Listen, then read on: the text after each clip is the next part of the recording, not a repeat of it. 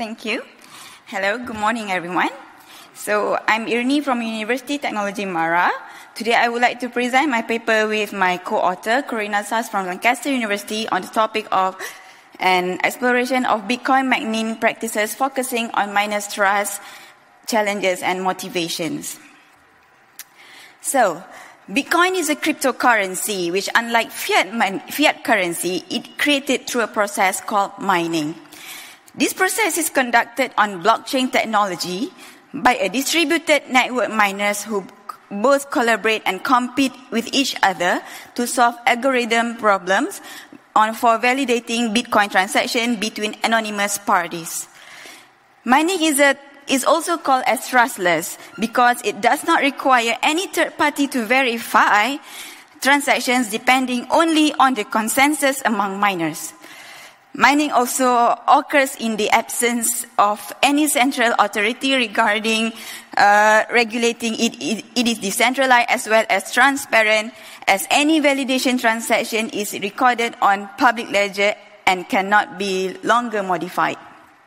For their work on validating Bitcoin transactions, miners are financially rewarded. Okay, here. Oops, sorry. Okay, sorry. Okay, here. If you can see, here is an overview of Bitcoin mining practices. Okay. So let's say Alice pays Bob for 1 Bitcoin. For this, she needs the public key of Bob's wallet's address, as well as the public key and private key of her wallet address to sign the transaction. The created transactions to be verified by full nodes, which is the machines verify rules according to the predefined consensus rules. Once verified, the transaction is broadcasted to the memory pool, which is a place that holding the pending transaction which awaits miners' validations. Miners then collect such transactions from the memory pool and put them in a block that size up to 1 megabyte. The miners compete by using the computational power by solving the blocks and produce the proof of work. The first miners who produce the quickest and longest solutions to the block transaction is the winner, which will receive the financial rewards. The new block validated by the winning miners is recorded on the public ledger. And finally, the transaction is recorded on the public ledger as a permanent, which is visible to everybody. While HCI work has started to explore how people use Bitcoins, miners' work remain largely invisible and has been less explored. In this research, we focus on 4 research questions, which these are the questions targeted. Miners' motivations, the blockchain's characteristic impacting on miners' trust, how is the mining practice socially organized, and which are the trust challenges, and how do miners attempt to mitigate them. In order to address these research questions, we conducted interview with 20 Bitcoin miners in Malaysia between the end of 2015 until February 2016. Malaysia offers a unique opportunity for exploration Bitcoin practices. It experienced massive growth of remittance market and a growing interest in cryptocurrency. Being a developing country, Malaysia is the first to consider fintech regulations.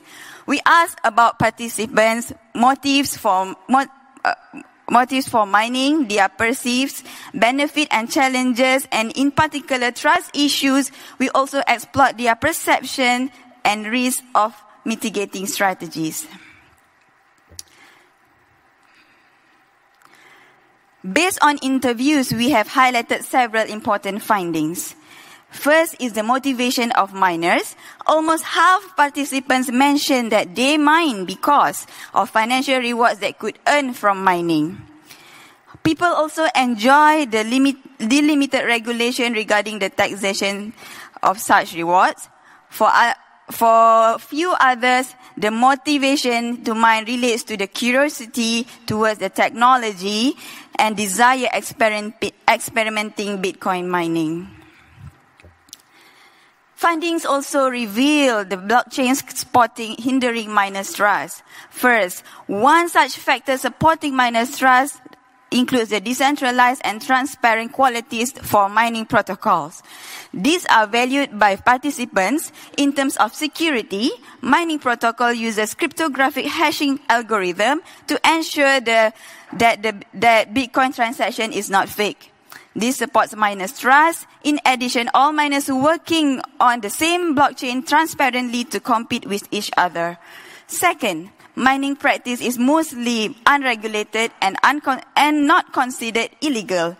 This limits the perceived risk of banks, governments to control mining activities. Finally, mining practice is also considered easy because as it does not require advanced technical skills. Our findings indicate 3 types of mining practices based on being performed individual or collectively, and own or lease machines. 16 participants started mining in 2010 to 2012 using home solo method mining individually on their computers at home. At that time, the difficulty of mining was not as high as today. Later, due to the increase of competitiveness, miners needed to upgrade their machine while running and maintenance costs are also increased. Hence, four of our participants discontinued mining and the rest moving towards collaborative minings by joining home pools while using their own machine, but still using their own machines. The profit was divided according to the amount of power which each miner contributed to the pool. Again, due to the factor increase in cost, in particular those for continual upgrading of their machine, 12 of our participants discontinued mining. The remaining 4 moved towards collective mining or lease machines. One of them owned a data center, while the other 3 participants started mining on lease machine in data center for cloud mining. Findings indicate 3 types of miners. One is the mining pool administrator who facilitate miners access to mining pool. This type of miners has advanced skill to set up, run, and maintain the machine within the pools. The other type of data center administrator who provide end miners opportunity of leasing a machine hosted and maintain their data centers. Finally, we have end miners who can have a limited skills, even lower those required for home solos. This is because they merely pay for leasing a machine in larger pool. Hence, we can see a serious continuing de-skilling of miners as they move towards collective mining. Also, in contrast, with pool administrator and miners have limited power, and in order to remain competitive, they have to follow the trend set by the pool administrator. For example, continual increase the leasing fees for demand upgrading machines to ensure the competitiveness. There are several trust challenges of collaborative mining. First, from the technical perspective, we can see there is a risk of mining protocol. This relates time required for recording the new block. This is because current practice to wait not 3 as before, but 6 confirmation to register a block, which leads to delay. This is also the limited block size, as each block have to hold up to 1 megabyte of transactions. With larger volume of transaction, the bottleneck issue contributes to increased competitiveness and the increased miners' fees. From social perspective, collective miners leads to centralization and issues to end miners' distrust in mining administrators. These are due to the lack of the audit for distribution rewards in pool, that invisibly data centers, some being exclusively in the cloud with no information on their physical presence. Findings indicate two strategies of N- mitigating challenges of collaborative mining.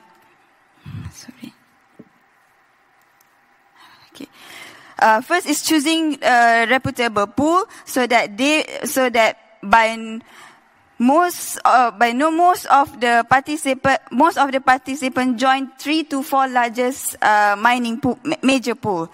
And miners also interested in building their own decentralized pool, such as P2P pool, without need the pool administrator. In order to reflect on the theoretical implications of our findings, we applied the Bitcoin trust framework consisting 3 layers of trust and their stakeholders, and refined them perspective of Bitcoin miners. Thus, with respect to institutional trust, miners distrust financial and government institutions, but the unregulation of mining practices mitigates their perceived risk of abuse of power.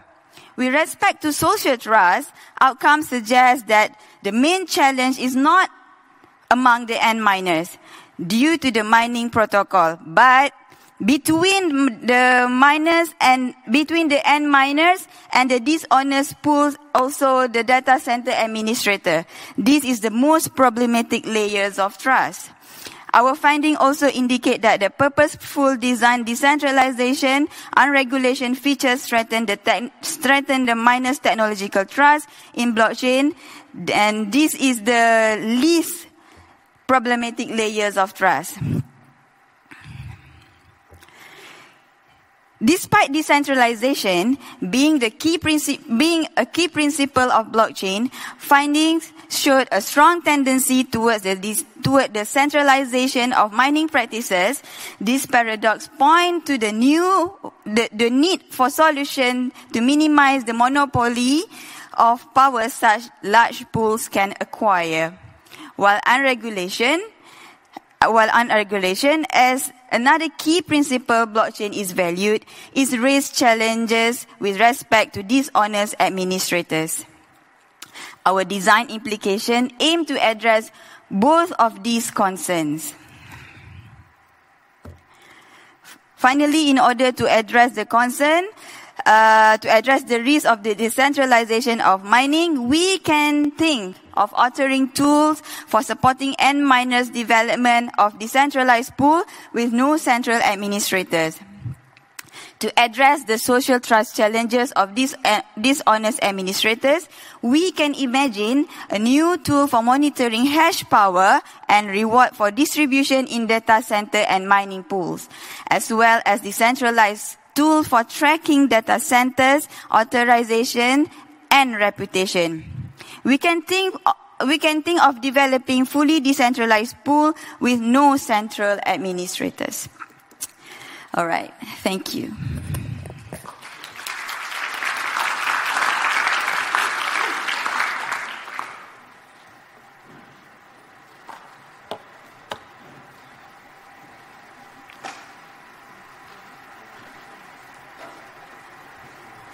Thank you very much. Is it working? Yeah. Thank you.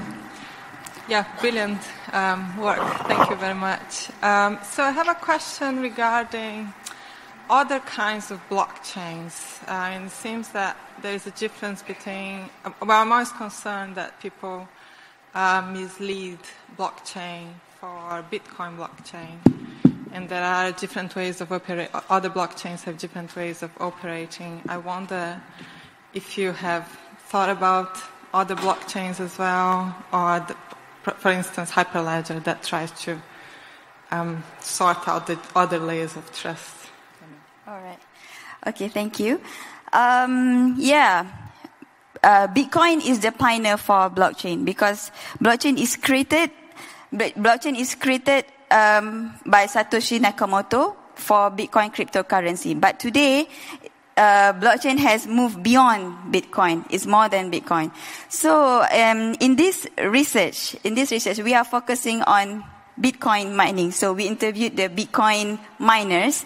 Maybe in future there should be other future works to explore other types of mining in other kind of blockchain as well. Thank you. Megan Knittel, Michigan State University. So in your study, you talked about how some of your participants changed from mining independently to mining in a pool or in another collective manner. I was wondering in your findings if you noticed any differences in motivations for using Bitcoin at all between the people who moved from independent mining to a pool or stopped mining altogether. All right. As what I can see, the motivation of the miners when they shift from home or solo mining to the collaborative mining, the issue is because of financial, because they need a lot of financial to maintain their machine in order for them to continuously mine the Bitcoin. So as the difficulty increase, some of them are not capable to proceed with the mining. So some drop off, and maybe some of them with higher capital proceed with the mining in the pool and thank you.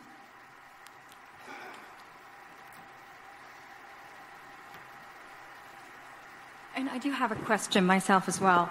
So I'm wondering, because one of the strategies is to move the miners from actually monopolizing the whole blockchain. So how do you think miners can be encouraged? Sorry? How can miners be encouraged to not monopolize? Okay, so in our paper we have suggest to create a platform for end miners to create their own mining pool. So in a way that is how that they can encourage miners to continuously mining with the Awesome. Thank you. Thank you. Thanks, Irni again, please. Thank you.